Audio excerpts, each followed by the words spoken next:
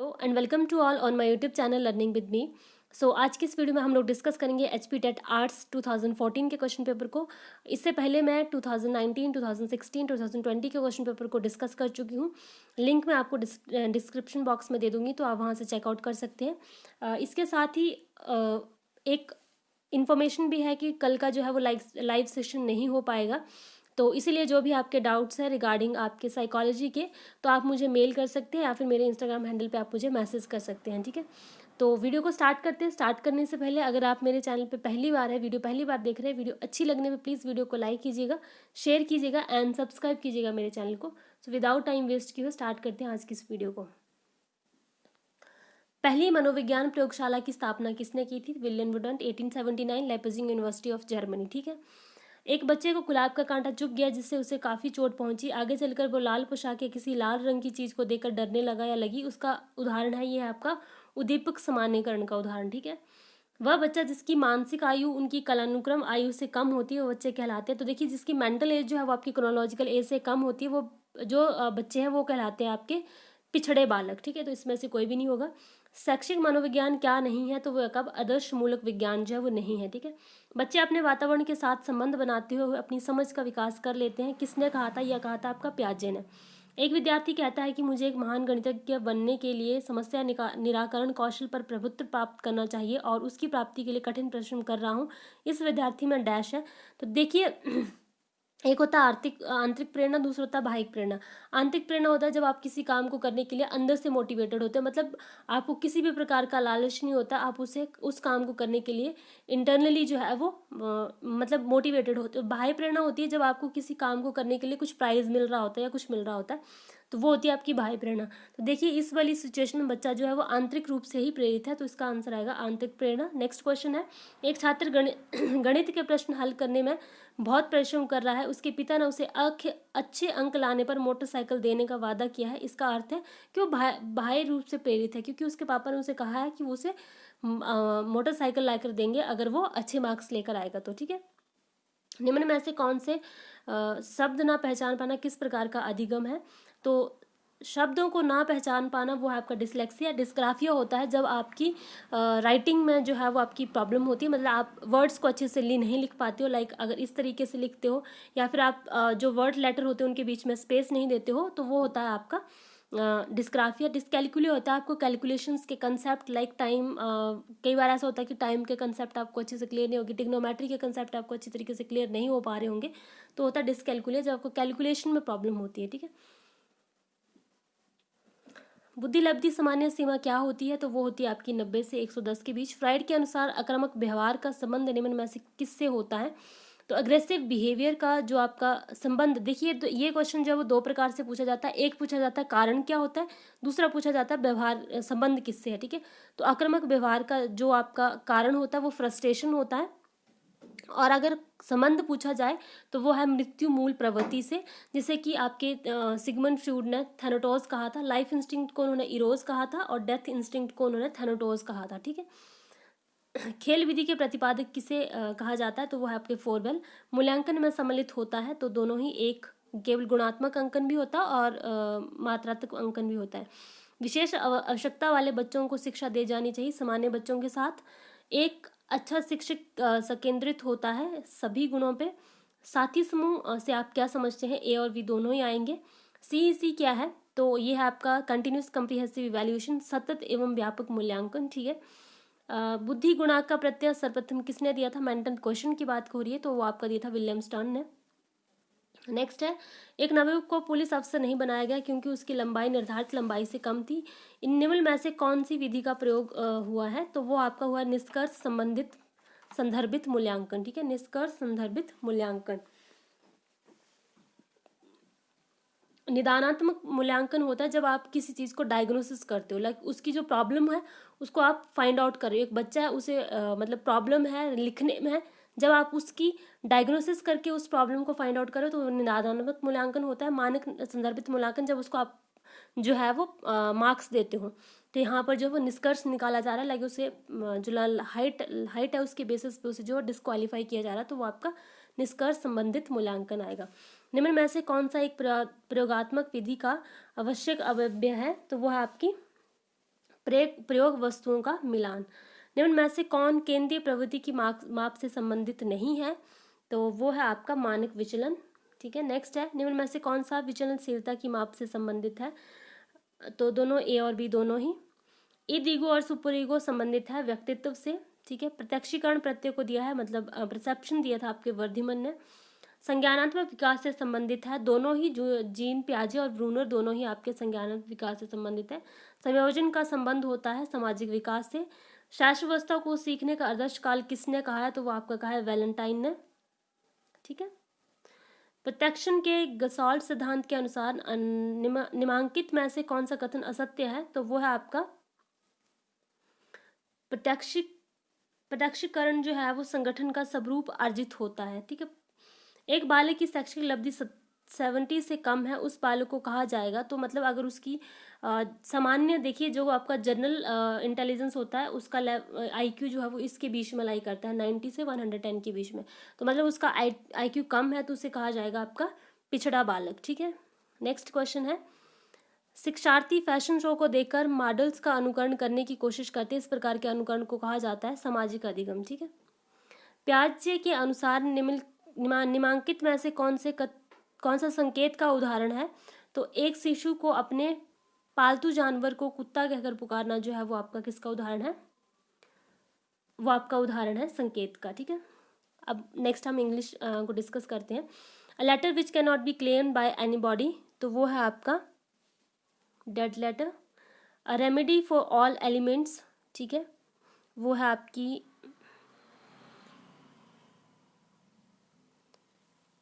ये है आपकी पैनेसिया।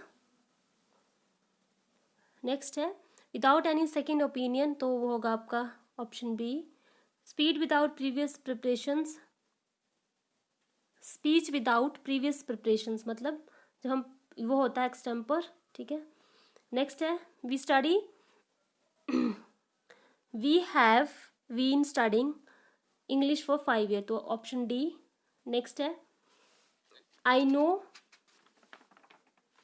ठीक है, आंसर मैं बोल I dash him for a long time, I have known him a long time. ठीक है, नेक्स्ट है आपका द ट्रेन, इसका जो आंसर रहेगा वो आपका ऑप्शन सी रहेगा। नेक्स्ट है आपका इसका ऑप्शन वॉज। 69 का ऑप्शन रहेगा आपका इन।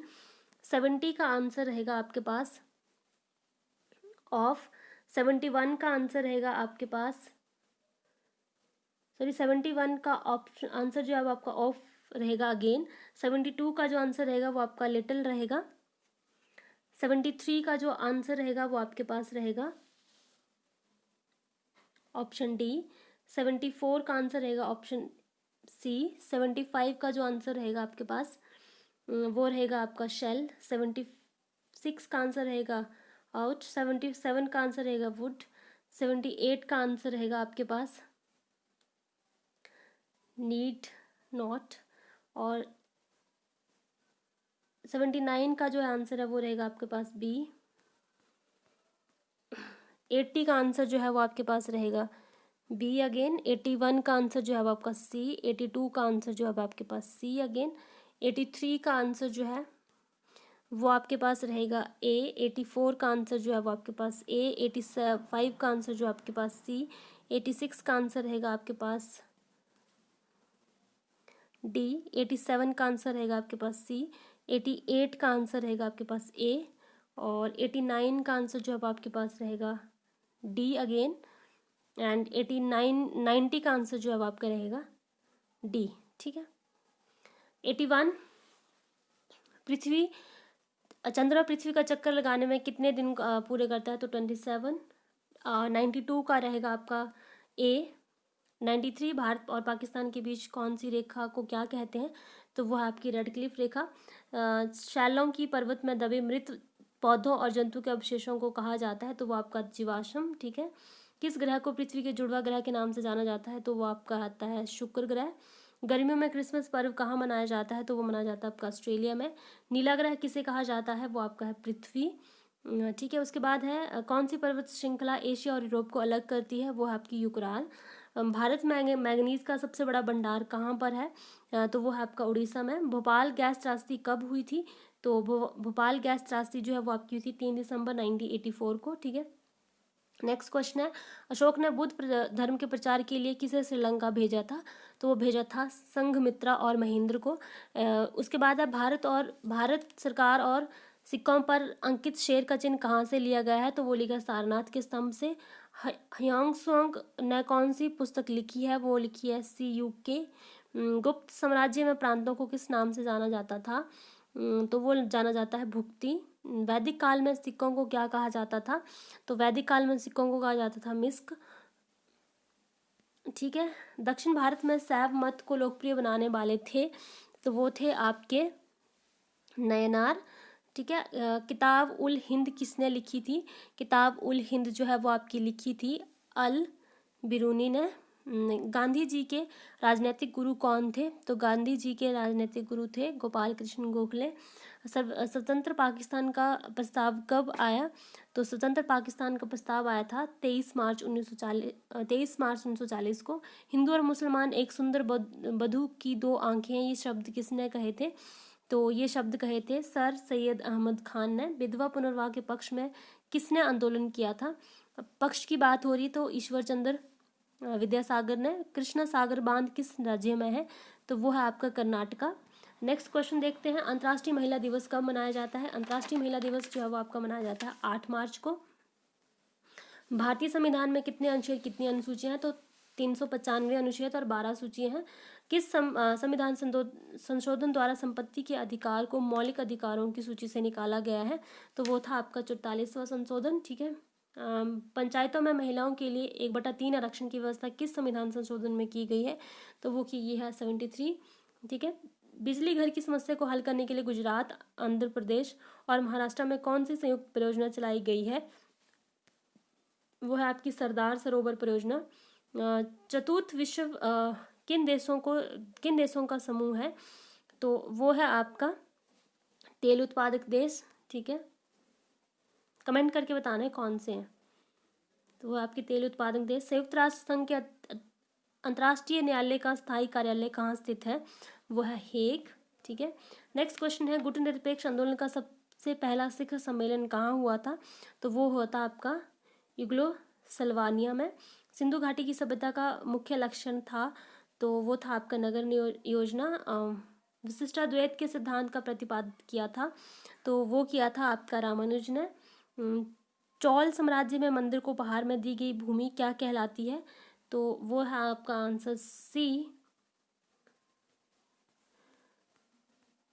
124 क्वेश्चन है। आईना अकबरी किसके बारे में सूचना प्रदान करती है? तो वो आर्थिक परिस्थितियों के बारे में।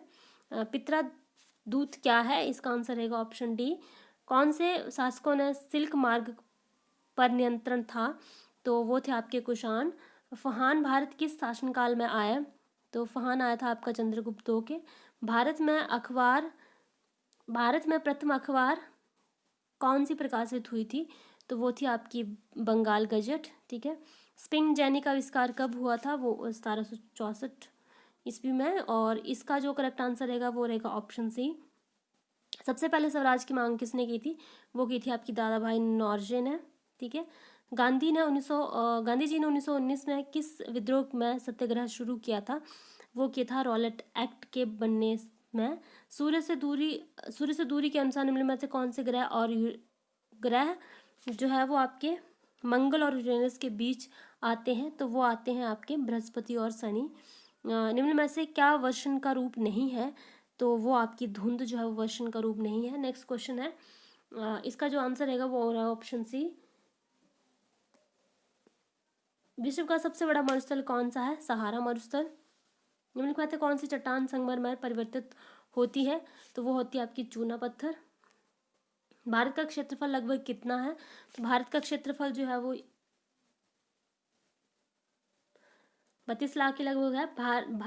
भारतीय प्रायद्वीप की सबसे लंबी नदी कौन सी है? तो वो है आपकी गोदावरी। निम्न में से किस देश में सबसे बड़ा क्षेत्र चाय की खेती के अंतर्गत आता है? तो वो है आपका भारत। डीजल ईंधन बनाए जाते हैं वो आपके वाराणसी में, ठीक है।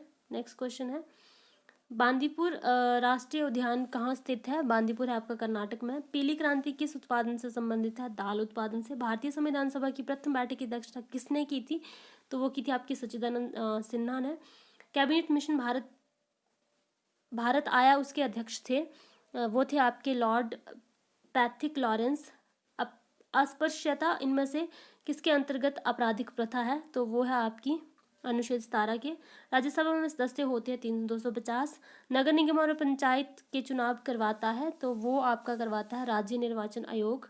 ठीक है, नेक्स्ट है भारतीय प्रभुता का स्रोत है, तो वो है आपके भारत के लोग। भारत में प्रथम चुनाव हुए थे वो थे आपके 1951 में। तो आज की वीडियो बस इतना ही। प्लीज़ वीडियो अच्छी लगे तो वीडियो को लाइक कीजिएगा, शेयर कीजिएगा एंड स्पेशली सब्सक्राइब कीजिएगा मेरे चैनल को। और बाकी आर्ट्स वालों के लिए जो रिमेनिंग रहते हैं वो भी कल तक आपके मिल जाएंगे आपको सारे के सारे ही। ठीक है, thank you so much for watching my video.